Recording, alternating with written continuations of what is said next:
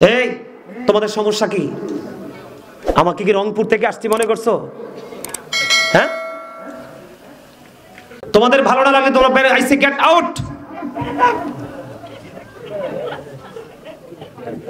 বেয়াদবের একটা সীমা আছে তো।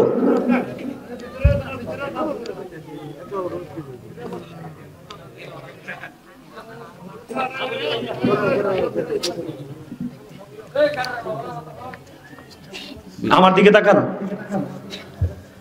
বেয়াদব চিরকাল বেয়াদবি থাকবে, বেয়াদবের জন্য জাহান্নাম বরাদ্দ। আল্লাহ যেই মানুষগুলোকে পছন্দ করেন এর মধ্যে একটা হলো বেয়াদব। বেয়াদব সম্পর্কে আমার সামনে কোরআন শরীফ, এই যে হাফেজ সাহেব আছে, এই যে হাফেজ সাহেব আছে, আমি কোরআন শরীফটা খুলবো এখন, দেখাবো তোমাদেরকে বেয়াদব কতটা ক্যারেক্টারলেস। কোরআন শরীফে 29 পারা সূরা কলামের মধ্যে বলেছে আল্লাহ রাব্বুল আলামিন ওয়ালিদ বিন মুগিরা আল্লাহর হাবিবের সাথে বেয়াদবি করেছে।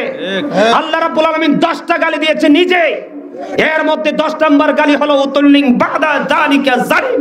আল্লাহ বলেছেন with all that he is a bastard. আউযুবিল্লাহ। আল্লাহ বলেছে জারজ, বেয়াদবদেরকে আল্লাহ জারজ বলেছে।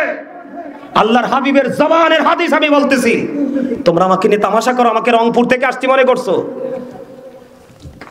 আমি কুমিল্লা ভিক্টোরিয়া কলেজের ইংলিশ বিভাগের ছেলে। কামার কোনোদিন স্বর্ণকারের ওজন বোঝে না। কামার এমন একটা নিম্ন শ্রেণীর কাজ, কামারের কাজ হলো খালি লোহা পিটানো। বাংলাদেশের সবচেয়ে বড় মূল ধাতু হলো সোনা। কামার কোনোদিন সোনার ওজন বোঝে না, এই জন্য সে সারা জীবন লোহাই পিটে। সবগুলো দরজা যদি তোমার বন্ধ হয়ে যায়, মায়ের আঁচল কখনোই তোমার জন্য ক্লোজ হবে না, এটা সব সময় তোমার জন্য খোলা থাকবে। মা বাবার মর্যাদা কেমন, বিন্দু পরিমাণ আঘাত দেওয়া যাবে না। ওহ শব্দ যদি বাবা মা সন্তানের আঘাতের কারণে যদি ওহ শব্দটা করে রে, এই সন্তানের দুনিয়া এবং আখিরাত দুটোই বন্ধ, ধ্বংস হয়ে যাবে। আমি আপনাদেরকে বলে বন্ধু, বুখারী এবং মুসলিম শরীফের মধ্যে আসছে, হাদিসখানা অনেক লম্বা, হাদিস শরীফটা অনেক লম্বা, তার একটা অংশ আমি আপনাদেরকে বলতে চাই। বাবা মাকে অনেক বড় আঘাত দিতে হয় না, লাঠি দিয়ে মাথায় আঘাত করতে হয় না, বেত দিয়ে আঘাত করতে হয় না, হৃদয় দিয়ে যদি আপনি আচরণ দ্বারা গোপনে যদি বাবা মাকে আঘাত দেন, আপনার ভবিষ্যৎ বন্ধু ধ্বংস। আমি আপনাকে বলে বন্ধু, হযরতে জুরাইজ নামক বুখারী শরীফের মধ্যে এসেছে, হযরতে জুরাইজ নামক এক আল্লাহওয়ালা যুবক। বন্ধু, আমরা যেমন জামাতে নামাজ পড়ি, একত্রিত হয়ে নামাজ পড়ি, জুরাইজ এইভাবে নামাজ পড়তে তিনি পছন্দ করতেন না।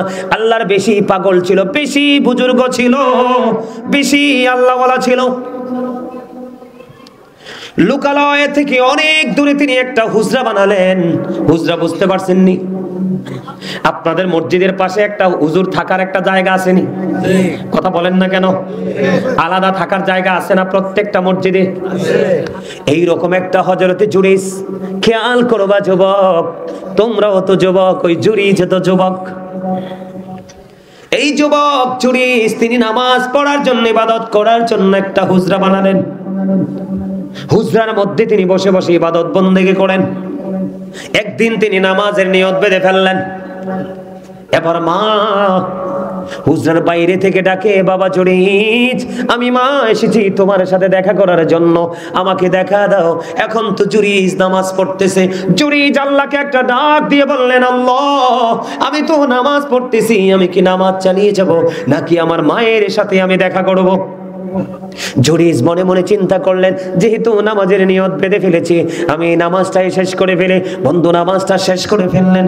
নামাজ শেষ করার পরে এবার জুরাইজ হুজরার বাইরে এসে দেখে মা দুঃখিনী বাইরে নাই, চলে গেছে। জুরাইজ তো ইবাদতের জন্য বানিয়েছে জায়গাটা, খেয়াল করবেন। একদিন চলে গেল, দ্বিতীয় দিন আবার বন্ধু জুরাইজ নামাজরত অবস্থায়, ঠিক এমত অবস্থায় মা দুঃখিনী এসে ডাকছে, বাবা জুরাইজ, আজকে আমি তোমার সাথে দেখা করতে আমি মা এসেছি, আমাকে দেখা দাও। জুরিস বন্ধু আজকেও নামাজরত অবস্থায়, জুরিস নামাজ পড়তেছে ওই গত দিনের মতো আজকে আল্লাহকে ডেকে ডেকে বলছি, আল্লাহ আমি কি আমার মায়ের ডাকে সাড়া দিব নাকি আমি নামাজ চালিয়ে যাব? এবার জুরিস কি করলেন, ওই গত দিনের মতো আজকেও তিনি নামাজ যেহেতু নিয়ত বেঁধে ফেলেছে, তিনি নামাজ পড়তেছিলেন। নামাজ পড়তে পড়তে বের শেষ করে বাইরে এসে দেখে আজকেও মা নাই। মা আজকেও এখানে নাই, মা চলে গেল। মা যখন চলে গেল বন্ধু, 2 দিন চলে গেল, তৃতীয় দিন আবার মা এসেছে হুজরাতে দেখা করবে। আজকেও এসে দেখি আজকেও জুরিস নামাজরত অবস্থায়। আল্লাহকে ডাক দিয়ে বললেন, আল্লাহ আমি তো নামাজ পড়তেছি নামাজরত অবস্থায়, আমি কি মায়ের ডাকে সাড়া দিব নাকি আমি নামাজ চালিয়ে যাব? এবার তিনি চিন্তা করলেন, না না আমি নামাজটাই চালিয়ে যাই। এক এক করে 1 দিন 2 দিন 3 দিন তিনি কিন্তু নামাজরত অবস্থায়। কিসের অবস্থায়? বন্ধুরে আমার, তিনি কিন্তু মাকে বকা দেয়নি, মাকে গালি দেয়নি, মায়ের সাথে কোনো ধরনের কটু বাক্য তিনি ইউজ করেননি। এবার 3 দিন মা আসলো, তৃতীয় দিন ও সন্তানের সাথে দেখা হলো না। এবার তৃতীয় দিন যাওয়ার সময় বলল, আল্লাহ 1 দিন নয় 2 দিন নয় 3 দিন আসলাম ছেলের সাথে দেখা করার জন্য, ছেলেটা আমাকে দেখা দিল না। আমি কষ্ট পেয়েছি, দুঃখ পেয়েছি, আমি মা বলে গেলাম আমার এই ছেলেটা বেশ্যা মহিলার মুখ না দেখা পর্যন্ত তারে মরণ দিও না। নাউজুবিল্লাহ, জোরে কন্না নাউজুবিল্লাহ। ওয়াজ বুঝেন নাই? মা কি বরদোয়া করলো? বেশ্যা মহিলার মুখ না দেখাইয়া আমারে মরণ দি। মা দোয়া করে বরদোয়া করে আমার ছেলেটাকে বেশ্যা মহিলার মুখ না দেখাইয়া মরণ দিও না। দেখেন মায়ের মর্যাদা কত বেশি, মায়ের শান আল্লাহর কাছে এত বেশি। ও বন্ধু, আপনি যদি আল্লাহ রাব্বুল আলামিনের জিকির করতে করতে জীবন উৎসর্গ করে দেন, সারা জীবন যদি নফল ইবাদত দুরূদ জিকির করতে করতে জীবন উৎসর্গ করে দেন, বাবা মার সাথে যদি আপনার সম্পর্ক ভালো না হয়, আল্লাহ রাব্বুল আলামিন ডেকে ডেকে বলে, হাবিব আপনি আমার বান্দাগুলোকে জানিয়ে দেন তাদের সম্পর্ক কশিন কালেও আমি আল্লাহর সাথে হবে না। বন্ধুরে আমার, মা এবার বরদোয়া দিয়ে চলে গেলেন। বেশ্যা মহিলার মুখ না দেখাইয়া মরণ দিও না। পাশেই বসবাস করতেন এক বেশ্যা মহিলা। বেশ্যা মহিলার পেটে বন্ধ বাচ্চা। ধীরে ধীরে বেশ্যা মহিলার পেটের বাচ্চাটা বড় হতে লাগলো। ধীরে ধীরে বড় হতে হতে হতে হতে বন্ধু বাচ্চাটা পৃথিবীতে আসলো। আসার পরে মানুষ যখন প্রশ্ন করে বাচ্চাটা কার, এবার ওই বেশ্যা মহিলা একটা ডাক দিয়ে বলল, বন্ধু ও দুলালপুরের যুবক, হৃদয় খুলে শোনো, মায়ের মর্যাদা কত বেশি, মায়ের ডাক আল্লাহর কাছে কত গ্রহণযোগ্য।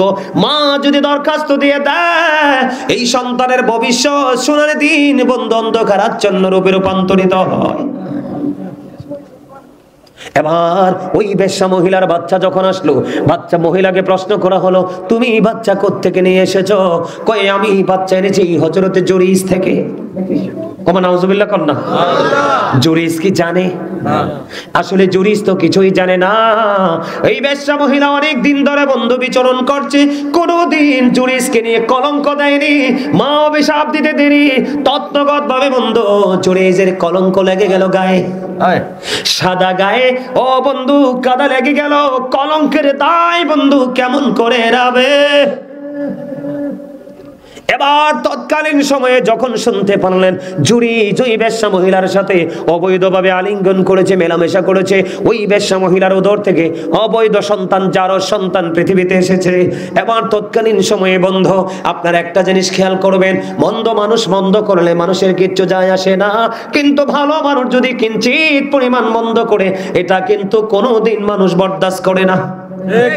তৎকালীন সময়ে যখন জানতে পারলো বেশ্যা মহিলা, কারণ একটা মহিলা জানে তার সন্তান কোত্থেকে আসছে, বেশ্যা মহিলা বলার সঙ্গে সঙ্গে তৎকালীন সময়ে বন্ধু মানুষগুলো ওই হযরতে জুরিজের হুজরাটা ভেঙে ফেললো, ওনাকে মারতে শুরু করলো। প্রহার করতে করতে বন্ধু চেঁচিয়ে চেঁচিয়ে ওনাকে ওনার হুজরা থেকে বের করে ফেললো।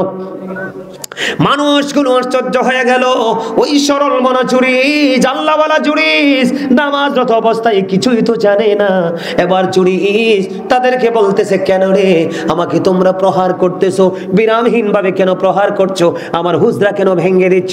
এবার ওই মানুষগুলো বলতেছে, তোমার অপরাধ হলো ওই বেশ্যা মহিলার সাথে অবৈধ মেলামেশা করেছো, ওই বেশ্যা মহিলার উদর থেকে পৃথিবীর বুকে অবৈধ সন্তান আসছে।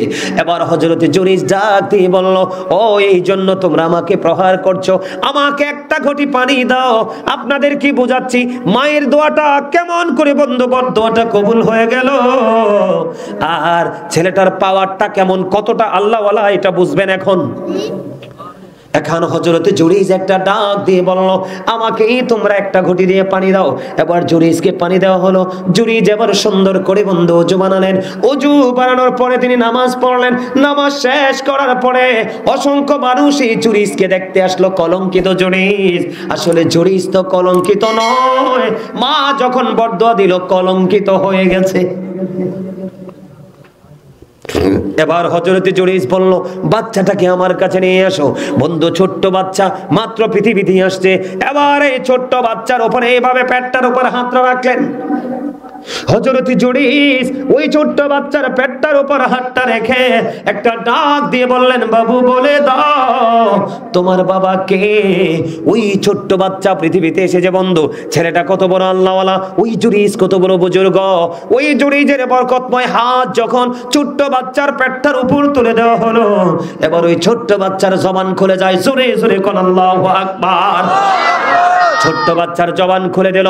ওই ছোট্ট বাচ্চা ইশারা করে দেখিয়ে দিল, ওই জুরিজ আমার বাবা নয়, ওই রাখাল আমার বাবা। জোরে জোরে কন্না আল্লাহু আকবার। জুরিজের এটা কারামত কিনা? কথা বলে না কেন? তিনি যে আল্লাহওয়ালা, তিনি যে আল্লাহর প্রিয় বান্দা, এটা ওনার কারামত প্রকাশ হলো কিনা? আপনি আমি যদি বাচ্চার পেটের উপর হাত দেই, বাচ্চা কথা বলবেনি? কথা বলেন না কেন? বলবেনি। জুরিজ এমন আল্লাহওয়ালা ছিলেন, যে বাচ্চার পেটের উপর হাত রাখলে বন্ধু বাচ্চা কথা বলে, কলঙ্কের দায় সে এড়িয়ে যেতে পারে, কলঙ্ক মুক্ত হতে পারে। ওই জুরিজ বন্ধু নামাজরত অবস্থায় এক এক করে 3 দিন মা ডাকছে, বাবা বাবা গো আমাকে দেখা দাও, আমি মা এসেছি তোমার সাথে দেখা করব, কথা বলবো। আমি আজকে দুলালপুরের যুবককে বলবো, মা এবং বাবা যদি ডাক দেয়, তোমার যদি লক্ষ কোটি টাকা ধ্বংস হয়ে যায়, তুমি ওই ধ্বংসের দিকে না তাকিয়ে মায়ের ডাকে আগে সাড়া দিও। তবে মনে রেখো, বাবা মা কখনোই সন্তানের ধ্বংস হওয়ার সময় ডাকে না। কথা বলেন না কেন? ছেলে নামাজরত অবস্থায় একদিকে অনেক বেশি বুজুর্গ, বাচ্চার পেটের উপর হাতটা দিলে বাচ্চা বলে দিল, রাখাল আমার বাবা। ওই জুরিজের জীবনে পর্যন্ত কলঙ্ক লেগে গেল।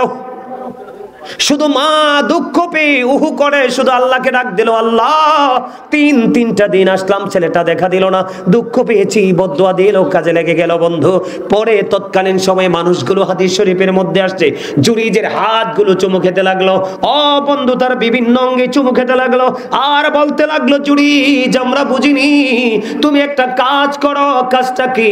তুমি যদি অনুমতি দাও, তোমার এই হুজরা আমরা স্বর্ণ দিয়ে তৈরি করে দিব। জুরিজ বললেন, না না, আমার স্বর্ণ লাগবে না, যেমন ছিল তেমনই বানিয়ে দাও। এবার বুঝেন ছেলেটা কত আল্লাহওয়ালা, কত বুজুর্গ, কত ফরেজগার, আল্লাহ রাসূলের কতটা প্রিয়। কিন্তু এত প্রিয় হওয়ার পরেও কিছু সময়ের জন্য কলঙ্ক লেগে গেল তার কলারে। তাহলে যুবক তোমরা আমাকে বলো, মাকে কষ্ট দিবা না? মায়ের কথার অবাধ্য হবা? চাচি বলো, জেঠি বলো, খালা বলো, ফুফু বলো, দাদি বলো, নানি বলো, সবাইকে মূল্যায়ন করবে, সবাইকে মর্যাদা দিবে, তবে সবার আগে থাকবে আমার মা। কথা বলে না? তুমি চাচা, জেঠা, দাদা, নানা, মামা, খালা, খালু যা আছে সবাইকে তুমি মূল্যায়ন করবে, তুমি সবাইকে মর্যাদা দিবে, কিন্তু সবার আগে তোমার কলিজায় বন্ধু তোমার বাবা।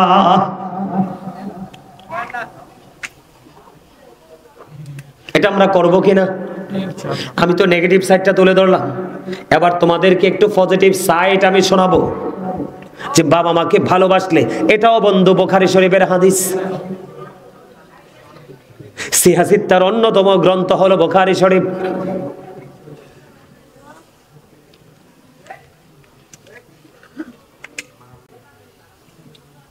এই তোমাদের সমস্যা কি? আমাকে কি রংপুর থেকে আসছি মনে করছো? হ্যাঁ,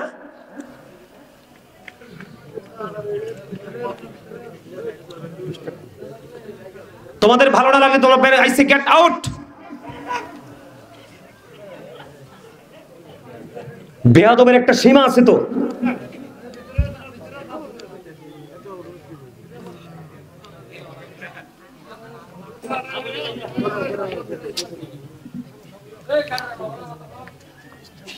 আমার দিকে তাকান। বেয়াদব চিরকাল বেয়াদবি থাকবে, বেয়াদবের জন্য জাহান্নাম বরাদ্দ। আল্লাহ যেই মানুষগুলোকে পছন্দ করেন এর মধ্যে একটা হলো বেয়াদব। বেয়াদব সম্পর্কে আমার সামনে কোরআন শরীফ, এই যে হাফেজ সাহেব আছে, এই যে হাফেজ সাহেব আছে, আমি কোরআন শরীফটা খুলবো এখন, দেখাবো তোমাদেরকে বেয়াদব কতটা ক্যারেক্টারলেস। কোরআন শরীফে 29 পারা সূরা কলামের মধ্যে বলেছে আল্লাহ রাব্বুল আলামিন ওয়ালিদ বিন মুগিরা আল্লাহর হাবিবের সাথে বেয়াদবি করেছে। আল্লাহ রাব্বুল আলামিন 10টা গালি দিয়েছে নিজে, এর মধ্যে 10 নম্বর গালি হলো উতুল্লিং বাদা যালিকা জালিম। আল্লাহ বলেছেন with all that he is a bastard. আউযুবিল্লাহ। আল্লাহ বলেছে জারজ, বেয়াদবদেরকে আল্লাহ জারজ বলেছে। আল্লাহর হাবিবের জবানের হাদিস আমি বলতেছি, তোমরা আমাকে নিয়ে তামাশা করো, আমাকে রংপুর থেকে আসছি মনে করছো? আমি কুমিল্লা ভিক্টোরিয়া কলেজের ইংলিশ বিভাগের ছেলে। কামার কোনোদিন স্বর্ণকারের ওজন বোঝে না। কামার এমন একটা নিম্ন শ্রেণীর কাজ, কামারের কাজ হলো খালি লোহা পিটানো। বাংলাদেশের সবচেয়ে বড় মূল ধাতু হলো সোনা। কামার কোনোদিন সোনার ওজন বোঝে না, এই জন্য সে সারা জীবন লোহাই পিটে।